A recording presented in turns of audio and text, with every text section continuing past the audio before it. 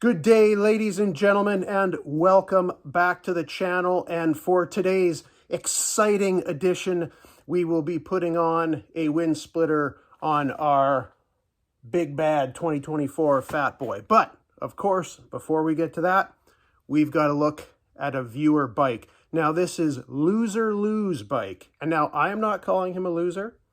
He signed his name Loser Lou, so just remember that. Anyway, this is Loser Lou's 2020 30th Anniversary Edition Fatboy. Now, I really liked what they did with this blacked out Anniversary Edition. This bike is a Stage 2 with an extreme ventilator, air cleaner, and Reinhardt slip-ons. He's also got T-bars with tall risers with what looks like to be a small kind of travel bag strapped on there as well. Looks like we also have an engine guard, luggage rack with a day bag, and what looks to be an aftermarket seat as well. Very clean looking bike, and thanks to Loser Lou for sending that in. And now, of course, if anybody else would like their bike shown on the channel, you can send me a pic. My email address is in the description to this video. All right, ladies and gentlemen, as advertised, we will be putting on this bad boy. This is the 19-inch detachable Windsplitter. This is scratch resistant. We also have stainless steel brackets on here and struts as well. And as you can see, it's got that flip at the top of it. Now that is supposed to help direct airflow. Now, I had one of these on my 2021 Fatboy, and it worked very well. It's not too big, but it's not too small either. It did very well with wind protection for me, no buffeting, and I'm about 6 feet tall, so if any of you out there are like that and you have a Fatboy, this should work just fine for you. But let's get into slapping this bad boy on. Alrighty, so let's have a look what comes in our big bad box of goodies here. Of course, we have the 19-inch Windsplitter, and we have our hardware. As you can see, they've actually already got some thread locker on there, so that's good. And these posts are basically set up like this. So you've got your washer, then you've got that, I guess, grommet, I guess you could call it. Bushing, whatever, and another washer there. And of course we've got our handy instructions, and of course we can't do anything without our lubricant, so we've got a little Pabst on tap tonight. Okay folks, so the first thing we're going to do is we are going to be taking out these guys out of the side, because this is where the posts are actually going to mount. And we're going to take these out with our handy dandy T27 Torx head socket. Of course, Harley likes to use Torx and Allen heads, so these should pop out easily.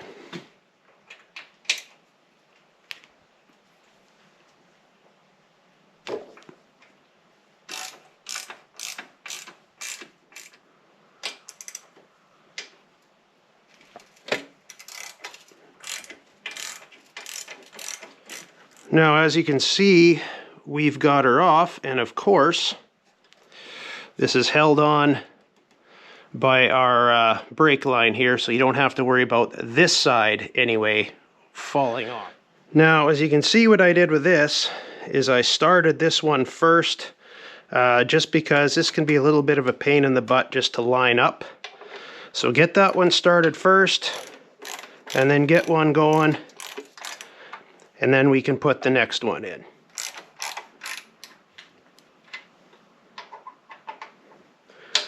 Now I will admit, this was a little bit more of a pain in the ass to line these up than I thought it would be, or that I remembered anyway. But this side's on to the second.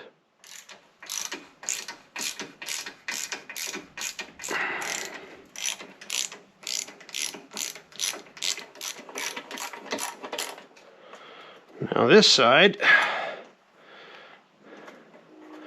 need to be a little more careful with, because that will pop right off, and we don't want that falling on the ground or anything like that, or hitting a fender, what have you. So just be a little extra careful when you're doing the left side. Okay, so I have done the same thing I did on the other side. Started this this bolt to hopefully line up the bottom. We'll try doing the bottom first and see if that is a little bit easier than the top.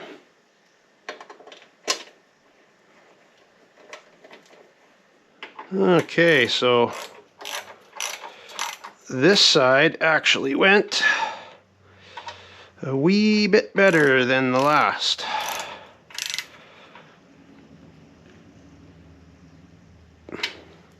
Snug them up. And there we go. Left side on. Okay, we got both sides on, obviously, as we can see.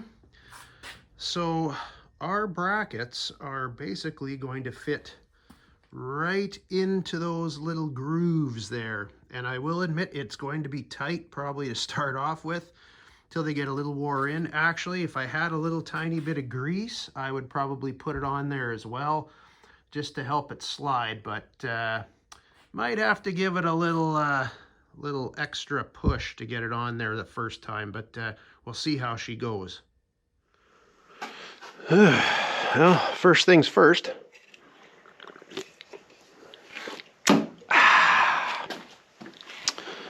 Alrighty.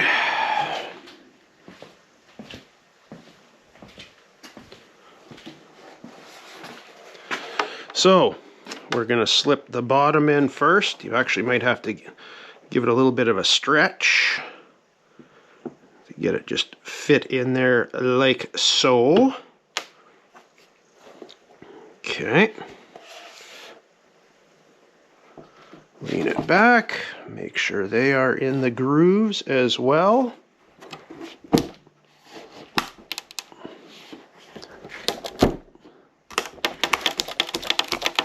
it a little bit of a